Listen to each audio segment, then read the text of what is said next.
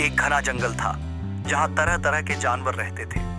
बरसात का मौसम आने वाला था और सभी जानवर अपने लिए सुरक्षित ठिकाने बना रहे थे।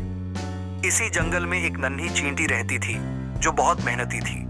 वह दिन रात काम करती और खाने का सामान इकट्ठा करती थी ताकि बरसात में भूखी न रह जाए। वहीं जंगल के बीचों बीच एक विशाल गोरिल्ला भी रहता था। वह बहुत शक्तिशाली था लेकिन आलसी था। वह सोचता, बरसात आएगी तो आएगी, अभी से मेहनत क्यों करूं। वह दिन भर आराम करता और दूसरों का मजाक उड़ाता। जब भी वह नन्ही चींटी को देखता, हंसकर कहता, तुम इतनी छोटी हो फिर भी इतना काम करती हो, बरसात आएगी तो कोई ना कोई मदद कर ही देगा। चींटी मुस्कुराकर कहती, मेहनत ही सबसे बड़ी मदद है, अगर अभी से तैयारी नहीं की तो मुसीबत में कौन बचाएगा। लेकिन गोरिल्ला उसकी बातों को मजाक में उड़ा देता। कुछ दिनों बाद अचानक घने काले बादल छा गए और तेज बारिश शुरू हो गई। पूरा जंगल भीग गया।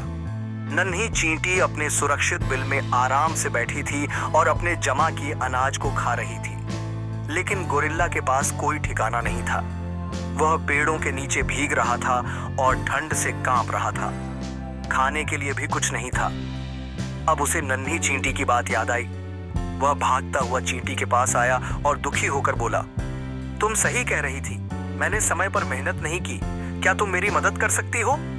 चींटी को गोरिल्ला पर दया आ गई। उसने अपने छोटे से घर में उसे थोड़ी जगह दी और खाने के लिए कुछ अनाज भी दिया। गोरिल्ला ने शर्मिंदा होकर कहा, अब से मैं भी मेहनत करूंगा और अगली बरसात से पहले तैयारी कर लूंगा। इस तरह नन्ही चींटी ने अपनी मेहनत से गोरिल्ला को एक बड़ा सबक सिखाया। जब बरसात खत्म हुई तो गोरिल्ला ने भी मेहनत करना शुरू कर दिया और वह जंगल के बाकी जानवरों के लिए एक प्रेरणा बन गया।